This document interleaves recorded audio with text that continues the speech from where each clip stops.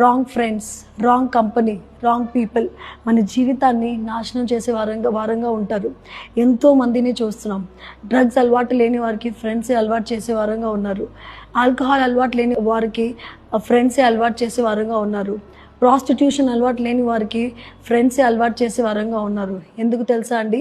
Bad company will never give you a good fruit. నువ్వు ఎంతకాలం అయితే ఆ చెడ్డ స్నేహంలో ఉంటావో ఎంత కష్టమైపోతుంది నీ జీవితంలో ఆ స్నేహాల్లో నుంచి బయటికి రావడం. అందుకే ఒక్కసారి అనుకోకుండా మన జీవితంలో పాపం వచ్చిందంటే దాంట్లో నుంచి త్వరగా బయటికి రావడమే మనకి మంచిది. ఆర్ ఎల్స్ చాలా ఎక్స్పెన్సివ్ అయిపోతుంది, చాలా కష్టం అయిపోతుంది.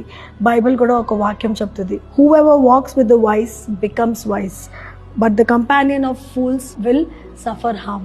ఎవరైతే విజ్డమ్ ఉన్న పీపుల్తో సహవాసం చేస్తారో వాళ్ళు వాళ్ళ జీవితంలో నాలెడ్జబుల్ పీపుల్గా మారుతారు. కానీ ఎవరైతే ఫూల్స్తో సహవాసం చేస్తారు, చెడ్డ అలవాట్లు ఉన్న వారితో సహవాసం చేస్తారు, అట్ ద ఎండ్ వాళ్ళ జీవితంలో కూడా ఎన్నో హార్మ్ఫుల్ థింగ్స్ అవుతాయి.